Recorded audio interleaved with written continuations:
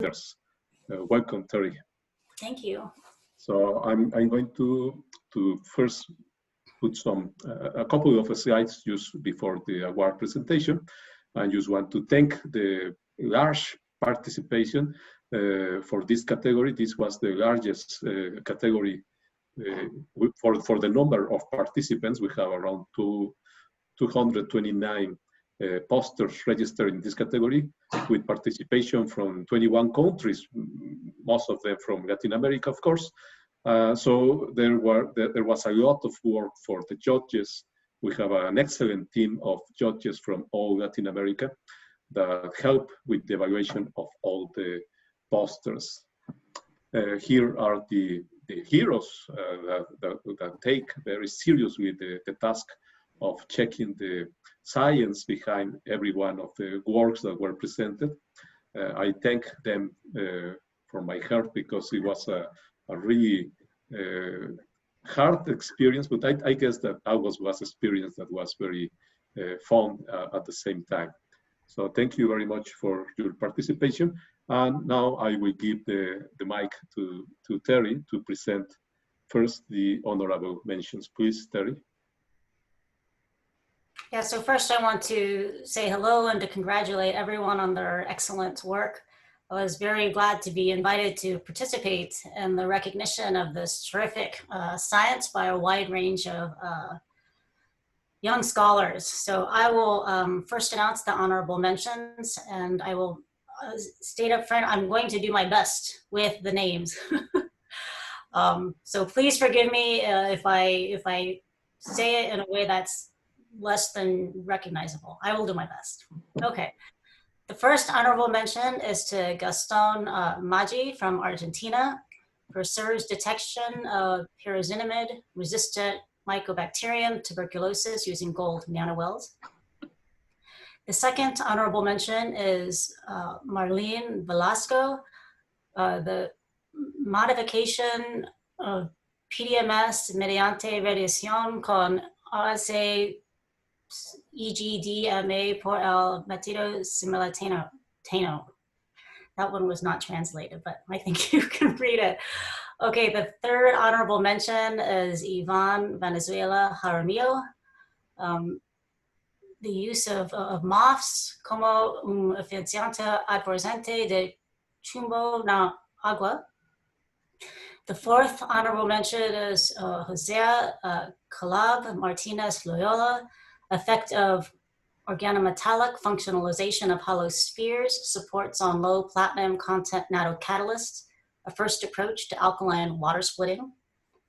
The fifth honorable mention is Juan Allegretto from Argentina, growth of ZIF-8 MOF films with tunable porosity by using poly-1 vinyl imidazole brushes as 3D primers. And the sixth honorable mention is Juan David Sanchez Moreno, from fig fibers to bio-nanocomposite materials for dye decoloration techniques. Congratulations, everyone.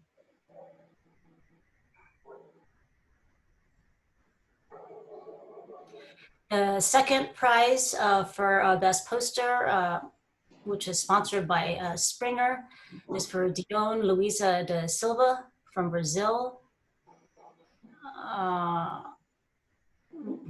Will just be too much. Miguel, do you want to read the title? Well, es viabilidad o uso de nanopartículas a base de silicio para prevenir o ataque de sulfatos en estructuras de concreto armado. Great, congratulations, Dion. The second poster prize, second prize, sponsored by the Royal Society of Chemistry, is for Ana Cecilia Reynoso Martinez for the development of graphene oxide-based absorbent materials for selective arsenic removal. Congratulations, Ana. The third second prize, Best Poster, is sponsored by the American Chemical Society, which is awarded to Valeria Belen Lopez Cervantes for carbon dioxide absorption enhancement under humid conditions in CAU 10.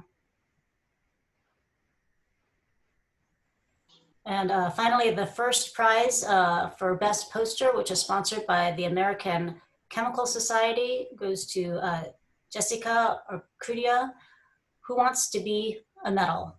Congratulations, Jessica. And I love medals too. It's great. Well, thank you very much. I just give a round of applause to the winners. I thank Terry, who is here from the American Chemical Society as a representative of ACS publications, because they support LatinXChem, in particular this category. Thank you, Terry. I thank you for the presentation of the awardees. Now we are switching back to the webinar of Dr. Galo Soler. I thank you, Terry, for your participation. Thank you for having me. And congratulations again to the winners. Thank you.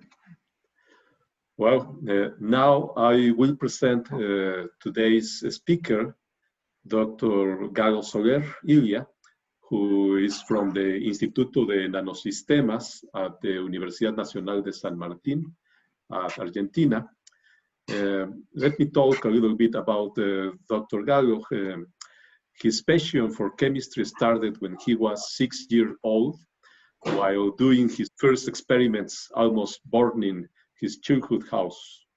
Then he studied chemistry at the Universidad de Buenos Aires, at Argentina. He is the founding dean of the Institute of Nanosystems of the National University of San Martín, and also he's a CONICET researcher.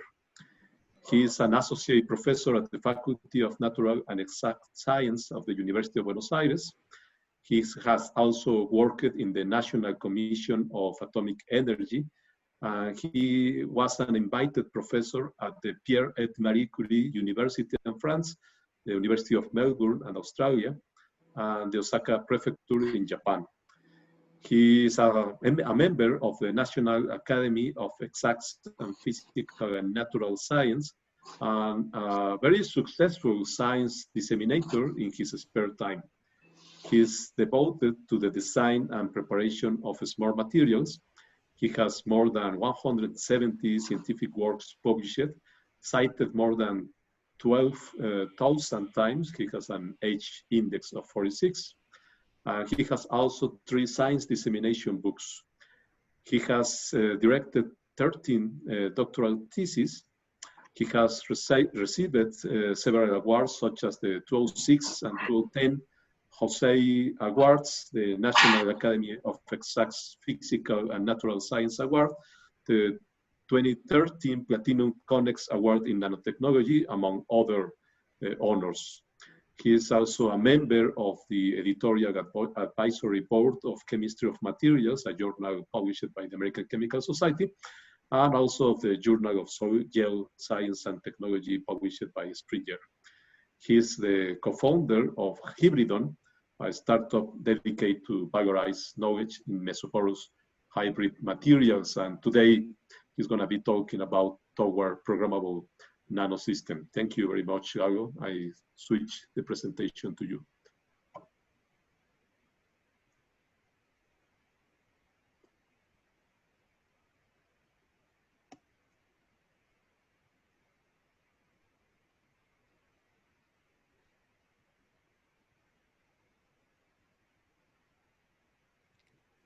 Hello, you're muted. Yeah.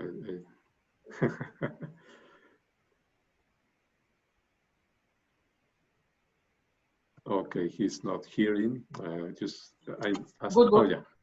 Now it's okay? Yes. Good. That's so, fine. Go ahead. You're muted is the first phrase. Thanks, thanks, Miguel. Thank you. Thanks to the organizers. Thanks to the sponsors. This has been a fantastic meeting of science in the last 2 weeks. We have real fun. We had a real nice science, and we explored all the potential of the Latin community. So congratulations to the organizers, and it's a pleasure to be here. So today I will talk about how can we go beyond nanomaterials to make nanosystems, and how can we program nanosystems. And I will define what programming is in the next few slides. But first, let me introduce where I come from.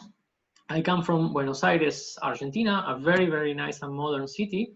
And I come from a University of San Martin, where we are installing a new institute based in the development of nanotechnologies. San Martin University is located really close to Buenos Aires city, and we have a very interdisciplinary environment, from biotechnology, nanotechnology, environmental science, philosophy, and circus, of course. It's very, very nice to have everything mixed up in the campus.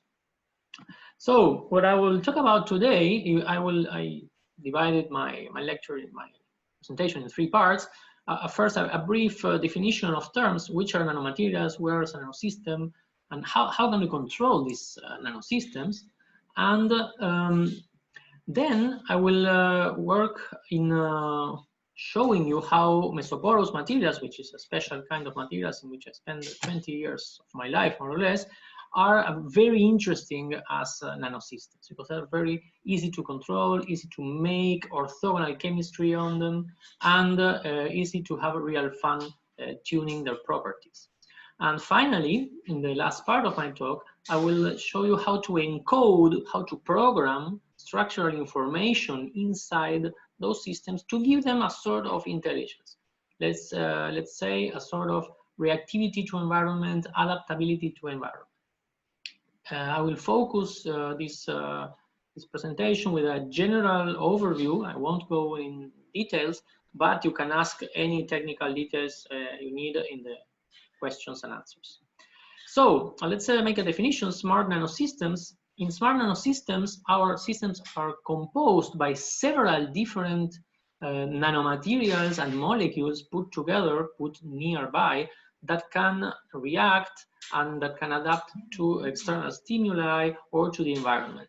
And it's interesting to witness and begin to take a look on which is the kind of responsiveness we see. And the responsiveness we can see, or that we can control, is in fact transferring of information. For example, if pH changes, if ionic force changes, or if temperature changes, this is an external stimulus that has to be translated to some chemical or physical chemical response, such as, for example, swelling, de-wetting, changes in philicity, changes in speciation. And this can induce several changes in different parts of a nanosystem.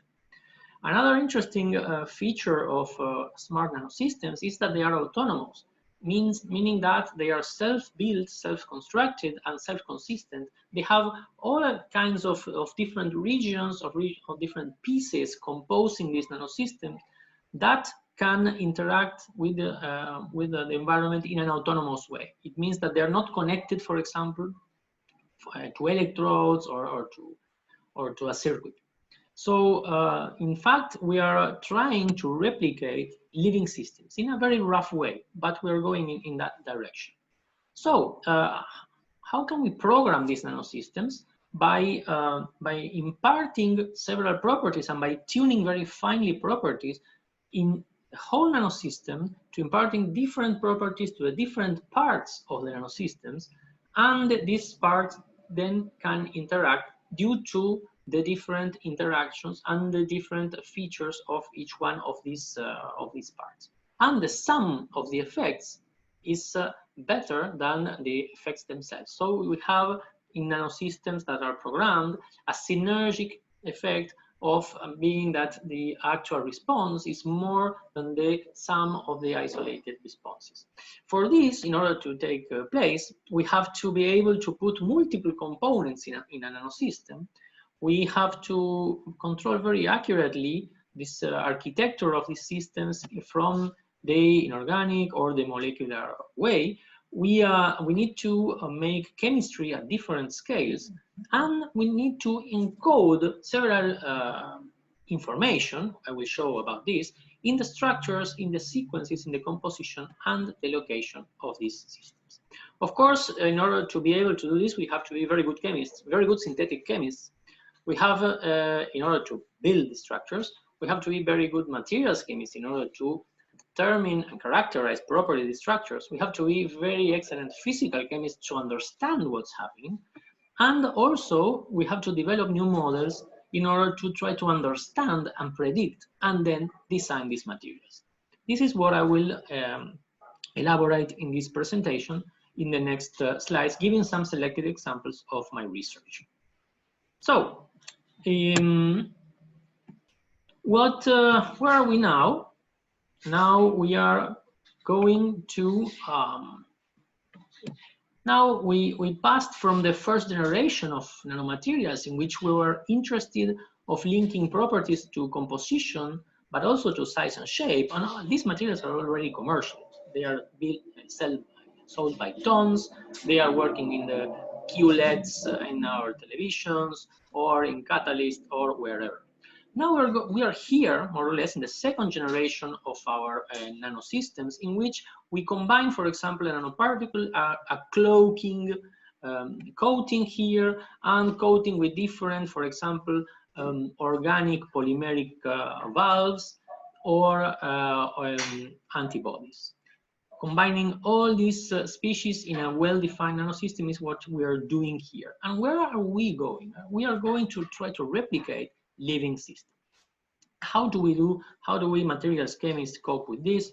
There's a very old recipe here in a fantastic book by Marcelin Berthelot, founding father of synthetic chemistry, La Synthèse Chimique. More than 150 years ago, Marcelin Berthelot said that chemistry is so interesting because we can make the objects that then we can study. This was a synthetic guy. And one of the paragraphs is very nice. I translated freely from French. And they say that we can hope to recreate all substances, and I can add all that our imagination dictates to us, that have been developed using the same forces that nature puts into action to do so. Materials, molecules, biomaterials. And what's the toolbox we have? We have a lot of very interesting tools in our toolbox that come from, for example, sol gel, because we can make any nano building block.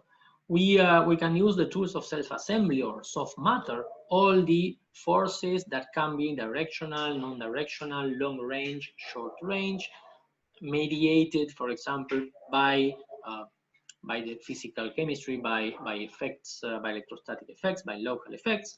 We can work with all the tools that our organic chemistry and synthetic chemistry gives us, dealing with, for example, orthogonal reactivity, orthogonal reactions. We can use patterning. We can use, for example, all the lithography techniques, the soft lithography, or the any kind of lithography from the top-down industry. And we have a brilliant toolbox of a huge variety of techniques and methods in order to make anything we like. We are, I insist, limited by imagination. And an interesting thing is that we can build these things, we can understand these things, and one of the limitations that is now falling apart, because we have more and more computing power, is our ability to make models in order to have a model and experiment feedback in order to really understand what's happening in our materials and to really be able to design. This is a very fundamental step that we are taking in the last years. So in some sense, when we make complex matter with localized functions in given positions, we imitate somehow nature. And there is a group of researchers that in the last 20 years have been dealing a lot with hybrid organic inorganic materials that in some sense imitate the natural processes taking place in biosystems. For example, these diatoms build their own glass cage, which is porous, due to several very complex processes that imply the production of silica from soluble silica species, silica polymers, embedded with proteins, and that undergo very complex fabrication and phase separation processes in order to make a very interesting textured material. These kind of bioprocesses take place at low temperatures and in conditions that mimic that need acute solutions. And there's a group of chemists, Shay Shishinka, Stephen Mann, Jacques Livache, Marcos Antonietti, Jeff Ozing, Clement Sanchez, and many, many others that are working in all this transcription of shape, using molecules and inorganic nanobuilding blocks, organizing these molecules and nanobuilding blocks in using all the forces of nature, from molecular design to controlled assembly, like Jean-Marie Len, for example, and making very complex structures. And we go into mesoporous materials, in which we use the sol gel and self-assembly of templating molecules of surfactants. We first take surfactants that assemble into micelles. These micelles, in turn, can assemble into a liquid crystal. And these liquid crystal parts, for example, the space in two parts, these blue chains here are hydrophobic, these red chains are hydrophilic. And so we set here a partition in space. This hydrophilic partition, we can work with soluble precursors that are reasonably hydrophilic and fill this space here, and then fossilize somehow this liquid crystal. So the concept that I told you is the same. We combine organic building blocks here that give a shape, inorganic building blocks that make a second phase. We make a phase separation. We are sure that we phase separate this, and then we eliminate the template. And this is a TEM picture of a mesoporous material, which is a material that has very high surface area and totally monodispersed pores. This is interesting because not only we have a very high surface area, but very controlled, and also these pores are in a critical size from 2 to 20-30 nanometers diameter, and many, many interesting things happen there regarding confinement of matter, from confinement of solvents to confinement of reactions to the very important starting role of the surface and all of the surface chemistry, which is very rich, and yet it is not totally explored. And this has a lot of very interesting implications, not only for the high surface area for catalysis, but also for separation, for the stabilization of pharmaceutical products, and for a lot of interesting things in addition to the basic interest. I will present some of our work made in mesoporous thin films. We can process these materials in very thin films. These films are very regular. They are transparent, optically transparent, as you can see here. And in the left panel, we can see a cross-section, transmission electron microscopy cross-section of one film. You can see the pores that are very organized. They're so organized that when you flash X-ray lights on them, X-ray diffracts and makes these patterns. From the indexation of these patterns correspond to the periodicity of the pores in the nanometer size. And from these patterns, you can index and you can obtain the organization of the pores. You can control the pore size by changing the surfactant, so changing the micelle volume. You can control the which is the phase you obtain here by choosing adequately the surfactant. And how can we organize this? How can we obtain these really very beautiful structures? These structures, which are very controlled, they are obtained in a very straightforward way, which is called evaporation-induced self-assembly. In the case of films, they can also be obtained by precipitation. But basically, this is a kind of chemical ballet. It is a kind of choreography in which you have a very dilute solution where you have the inorganic building blocks, the organic building blocks. The inorganic building blocks are small inorganic species, and you process these films by deep coating, spin coating, spray coating, and the solvent evaporates, and as long as the solvent evaporates, micelles form, and these micelles accommodate into liquid crystals. And if you tune the size of the inorganic building blocks and of the micelles in an adequate way, the size, the interactions, and the hydrophilicity, hydrophobicity, you can obtain very organized structures. So we made a lot of experiments, several groups made a lot of experiments. This is a subject of very, very interesting basic science. I won't go into details here, but until 2006, 2017, we didn't have a sound theory that showed us how do we build this very complex architecture. We knew how to make them. We were very good craftsmen. We could do very nice structures, but we did understand some principles, but did we have a theory? And we have made a very interesting work with the group of Markus Müller in Göttingen and Chi-Yun Tang, who's his postdoc, a very talented theoretician, and they were able to develop a model in which the inorganic building blocks were controlled in size and interactions, and the organic molecules were considered as a species that could fold, that could bend and form micelles. And by tuning these interactions, we could develop, by making a lot of feedback between experiments and theory, we could understand the reasons why we obtained in some synthetic conditions very well organized structures, and in some different conditions not so organized, porous but not so organized structures. So we could understand that the roles of the hydrophilicity, of the size, of the attractions between the building blocks, of the mutual attraction between the chains and the building blocks, of some losses of entropy due to depletion, for example, were functional. And why is this interesting? Because then we were able to grasp a really sound idea of how these systems build.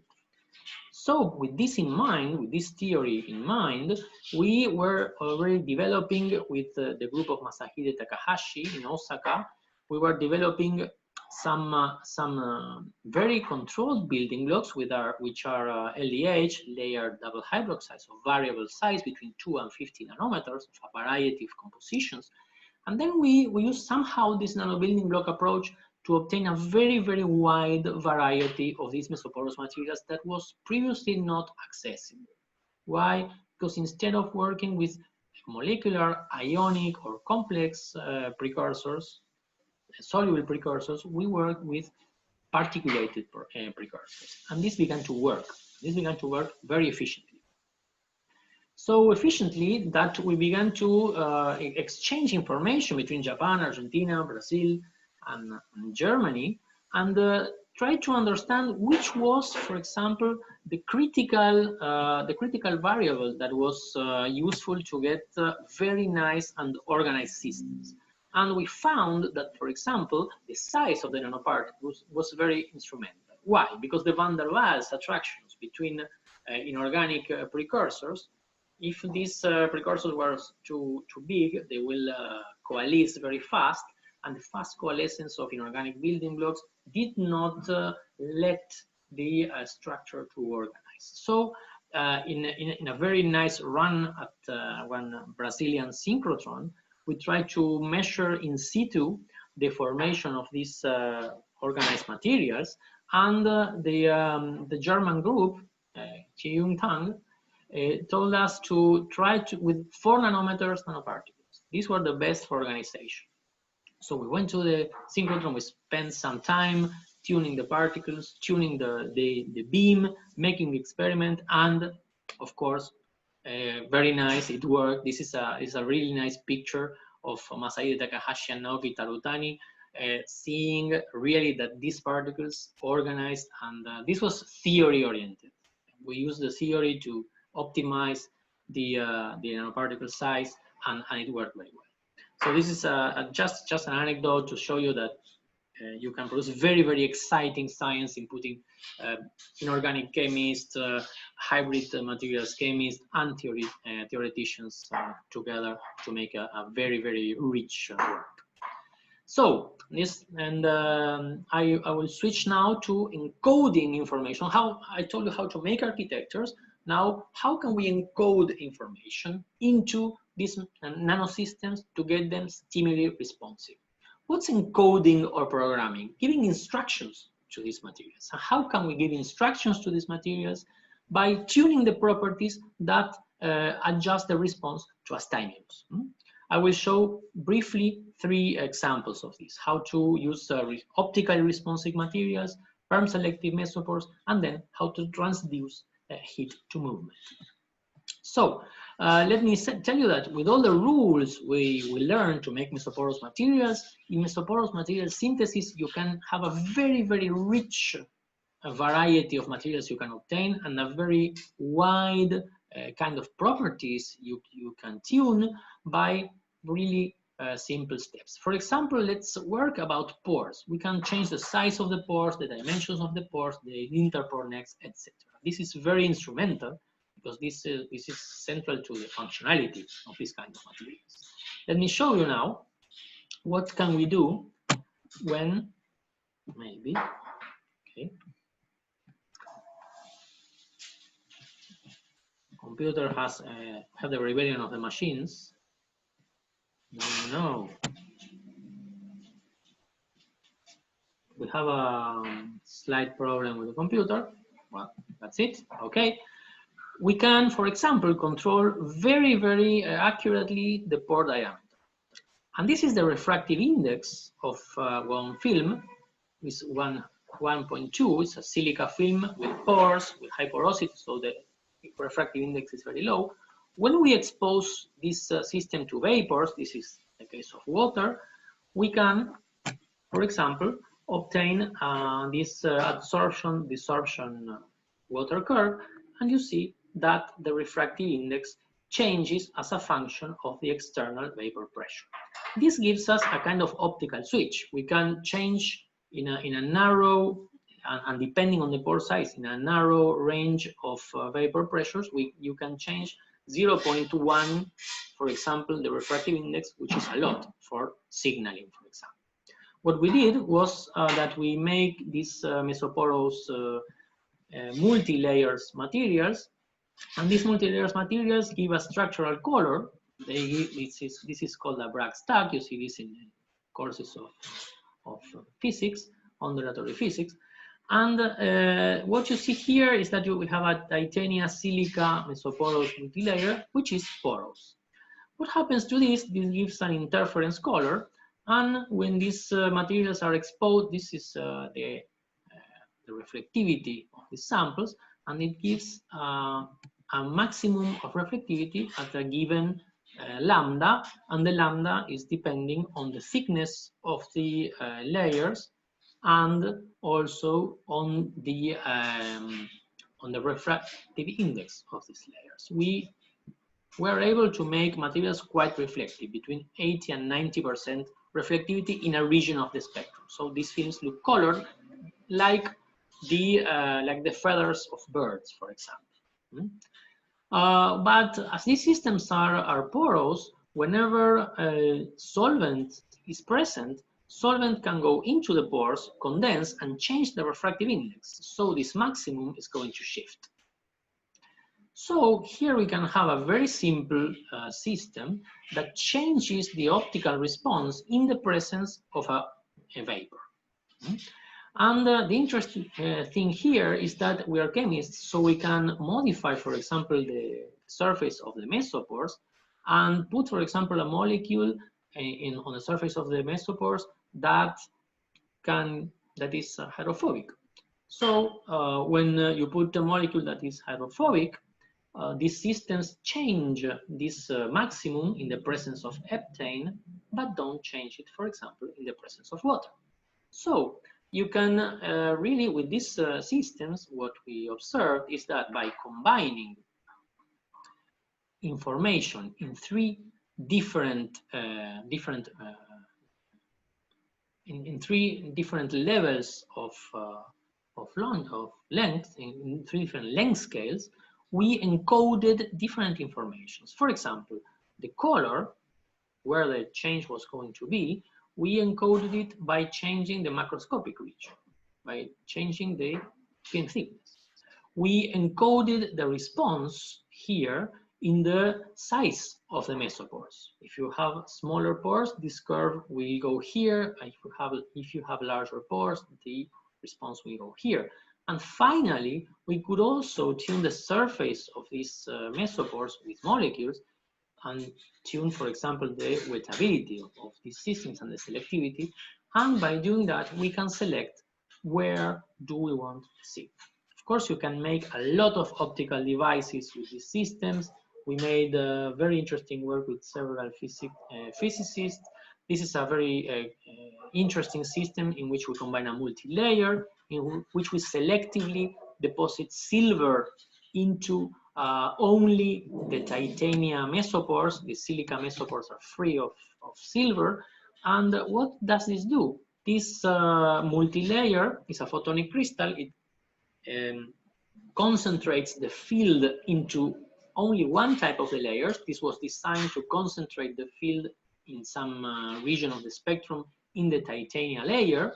We put the mesopore, we put the silver inside the titanium layer, and we made coincide the plasmon absorption of silver with the absorption here in the titanium.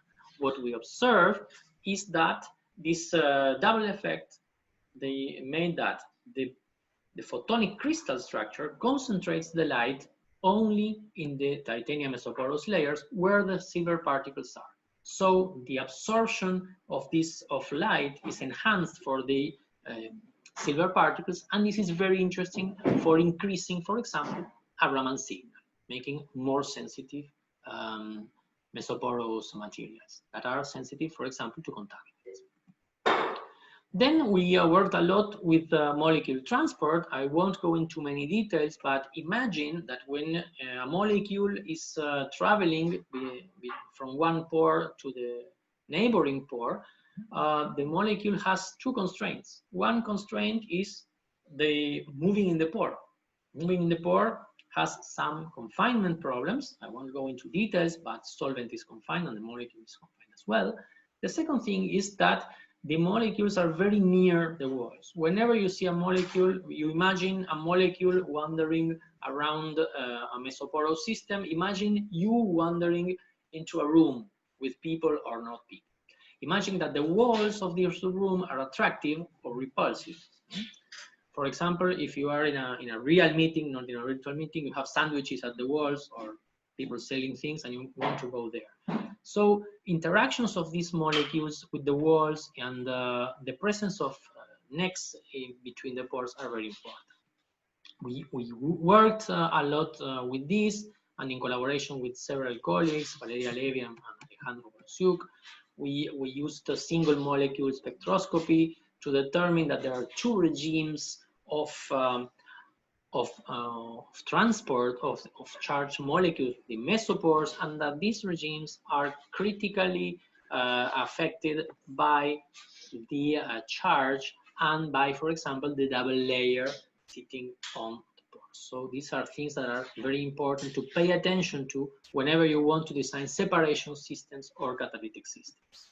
We also worked in electrochemistry. We were able to make these mesoporous membranes on two electrodes, and by using cyclic voltammetry, we could detect if molecules were diffusing through the pores or absorbing on the surface and having some critical percolation paths. We could distinguish the different species.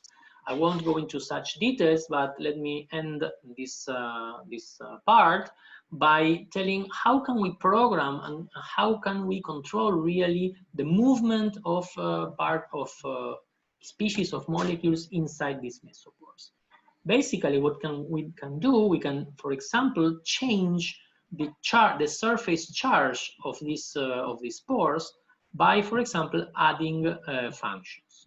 What we saw here is that for a very simple system is silica modified with an amino group at acidic pH. We observe here that a negatively charged molecule moves very fastly inside the pores, and that a positively charged molecule is repelled. What happens at acidic pH? We saw this by X-ray photoelectron spectroscopy.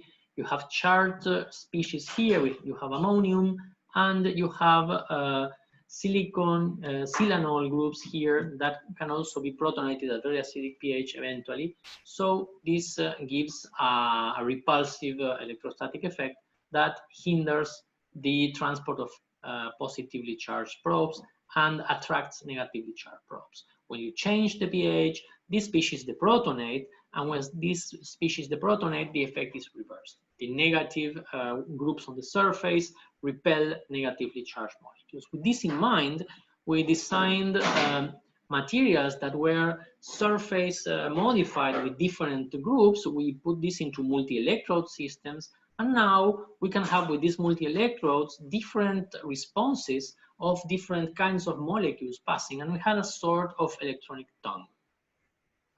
We can also add polymers in order to enhance these responses. This we did with Omar Azaroni, and it's a very fruitful collaboration for more than 10 years now. And we could graft, Omar is an expert in polymerizing everything, and we could make polymers inside and outside the pores. This is a very detailed work. I won't go into details because I'm running short of time, but basically if you graft a positively charged polymer, you end up with a polymer filling the pore with positive charges that are fixed and negative charges that can be exchanged. So in principle, you should repel positively charged molecules and attract negatively charged molecules. What we see actually. But we also see that the behavior is not so straightforward, and that some positively charged molecules can cross the membrane. Why is this happening? It's a very complex behavior. We had to go to theory. We work with Igal Slifer in Northwestern University with Mario Tagliasucci, who's now at Buenos Aires University, and they developed a very nice model in order to understand what was happening. If the polymer was fully expressed inside the pore, if the polymer was bending inside the pore, what was the effect of pH? What was the effect of ionic strength? So this is very important in order to illustrate that in order to understand the actual behaviors, you have to go to modeling. Let me end up my presentation with two very, very nice examples we did with Omar and his group. They designed polymer-bearing phosphate groups, and we found that at acidic pH, a negatively charged molecule could cross this membrane with no problem. This is the red column here. This current density represents the flux of negatively charged molecules. But when you change pH and you go to increasing higher pH, you find out that in these red columns are beginning to go down. This is because this phosphate is getting deprotonated, and the deprotonation of this phosphate hinders the diffusion of negatively charged molecules. So we have a system that responds to pH, that opens or closes one pore because of pH. But what happens when we add calcium, for example? This is due to speciation. But when we add calcium, we observe that irrespectively of the pH, the negatively charged molecules can enter. Why? Because calcium is complexed by phosphates, neutralizes this charge, and opens the pores. So this is interesting because here in this case, we have a kind of calcium activated gate, but made with a polymer and glass, basically. In this very nice also development we made with Omar's group, we developed a system that has, and I'm finishing with this very fast, we have a temperature responsive polymer here, polynipam, that generates a gel surface on top of some mesopores. At high temperature above 40 degrees, this polymer becomes hydrophobic and shrinks. What we can see now, we are observing the transfer of negatively and positively charged molecules. Positively charged molecules at 20 degrees centigrade does not cross the membrane, but at 50 degrees it crosses the membrane. Why? Because the membrane collapses. The membrane collapses and the pore beneath the membrane is negatively charged. So these positively charged species are pre-concentrated and give a very high signal. On the contrary, when you go to analyze the behavior of negatively charged species, A negatively charged species at low temperature does not pass because this gel hinders the passage, and at high temperature, this negatively charged species cannot cross the membrane. Why? Because the membrane is a silica membrane, it's negatively charged.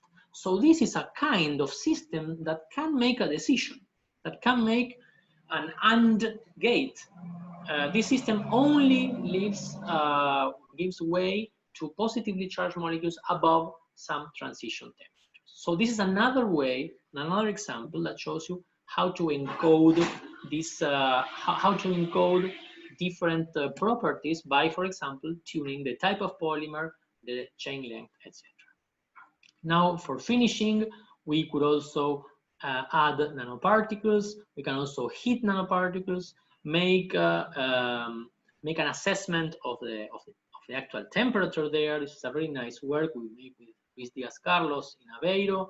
And we could understand which were the fluxes of heat at the nanoscale when you heated nanoparticles by plasmonic heating. We put that into action into making complex nanoparticles that have a gold core and then a silica diffusing layer. And then outside, this is 15 nanometer gold core, then a 30 nanometer silica layer, and then a 30 nanometer poly-NIPAM layer. What's this system is designed in order to translate light into heat into a mechanical actuation. And the experiment we made was very interesting. This we made in collaboration with Alejandro Bolosiuk at the Atomic Energy Commission. We irradiated these systems with green light. The absorption of the plasmon of these gold nanoparticles is in the green. And then we monitored the size of these particles using dynamic light scattering. And we could observe that effectively, when we irradiated these particles, we saw a significant change in the size of these particles. So we now are able to design and transducing system that transduces visible light into heat and the heat into a mechanical response. We are working in this for drug delivery, for example. So I hope I was able to illustrate you some of the works of our lab in which we make nanosystems, understood these nanosystems as systems that are comprised of several different pieces of a chemical puzzle, and that we are able to encode, to program, as nature programs information in DNA, and this information is translated into function in proteins. We can transduce information and program information by choosing the pore sizes, the pore location, the sizes of the sizes and the location of different functions. You saw, for example, that the surfaces can interact with polymers on the surface. Polymers can block one pore or unblock the pore depending on external conditions. So to conclude, we can really instill some intelligence into this very interesting and beautiful system. This is just the beginning, because we have to learn a lot of the things that happen in confinement, how functions can collaborate one with another, how can we control a lot of properties, and we have 4 years of having more and more fun. So thank you very much to you for coming here. Thanks to the organizers. Thank all of you, and I'm ready for questions. And of course, thanks to the group that's working. They're working even in under pandemic, and thanks to the funding agencies. Thank you very much. Oh, thank you very much, Galo, for this very interesting talk. There are a few questions from the audience. Let me just pick a few ones. Well, the first one, it says, Harsh Sony, can any metal be a better metal than silver for sensing through photonic crystal fiber? Well, if you refer to, for example, to SERS, so surface enhanced Raman scattering, silver is more efficient also, but you have the problem that silver is more labile. So some people prefer gold. Gold gives lower enhancement of SERS, but is more chemically resistant. So you have to cope with this with these 10 trends. Okay, thank you. There is another question. Aldo Sardin, who you already know. Thanks, Galo, for this very nice presentation. Regarding your electrochemical experiments using pore functionalized membranes with NH2 or NH3 plus terminal groups, in which the response of anionic or cationic species in solution can be modulated. Mm-hmm. Well, what you see, sorry, what you see here is that you have to take into account the interplay of the surface and of the function. We made very detailed work with the works of Alejandra Calvo, for example, in which we assess by using X-ray photoelectron spectroscopy the number of functions you have available on the surface to change this this behavior. And we find that by working with a number of amino or ammonium functions, only between 20 and 40% of these functions are able to be actually on the surface, and that are reactive. So we have to be very careful in order to see that only a fraction of the nominal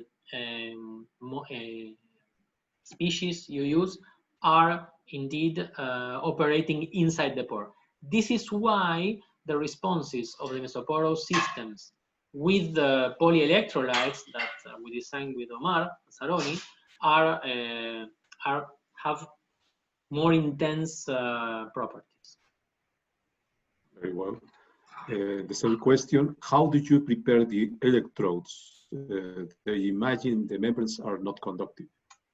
No, the membranes have a role of filtering molecules. They are not conductive. What's conductive is the electrode beneath. We deposit typically these mesoporous films onto electrodes that can be, for example, transparent, such as ITO or FTO, or even gold.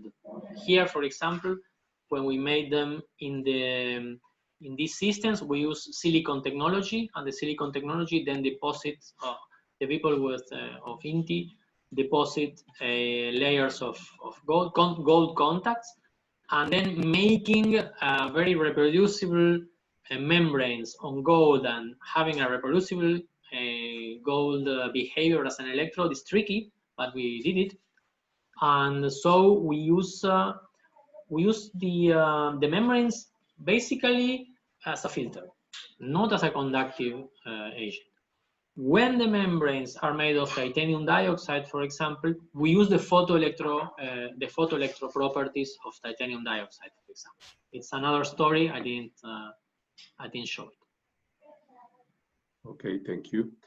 Ariadna Garza has a question. It looks that there are many factors involved in the design of complex materials. Which is, in your knowledge, the most difficult factor to control, and how you have been able to solve the difficulty? It's a very nice question. The factors are multiple because, as I told you in the beginning, we have a kind of choreography of a lot of different chemical species in a system that is evaporating, solvent is evaporating, and so everything is getting more concentrated. And it's organizing a lot of molecules and supramolecules and objects in a very small space. The most critical processing parameters here are the size of the building blocks, as I showed. The theory helped us a lot in seeing which were the critical sizes. But for example, for the inorganic building blocks, a critical size below 4 nanometers goes very well.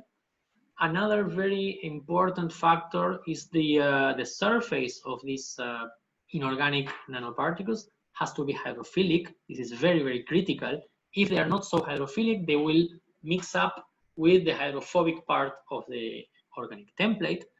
And there is also a very critical aspect, which is the speed at which these systems dry in order to get organized. But then you can make a trick that you can work a little bit with some processing to get this better done. If you are interested, just send me a mail. I will show you the details. But it's a very operative question. Thank you, Galo. Well, I think there is no more time for questions, but if you can switch me the ability to present, I need to present a couple of slides, please. Thank you. This is it, okay? That's it. I just need to open the presentation. Just 1 second, it's here. Yeah. So, well, thank you very much, everyone, for the questions. I'm pretty sure that Dr. Galo is going to be also available using his Twitter account that is very popular, Dr. Cuato. To answer further questions, I just want to recognize again all the participants on this category, whom are most of them pictured here. Some of them maybe are not very visible, but trust me, most of them are there. And again, we have a very international participation of students, PhD, undergraduates, and researchers from many countries and institutions. Thank you very much for participating. Also, once again, thank you to all the judges who were participating. Many of them are already here connected and also make some of the questions. Thank you very much. I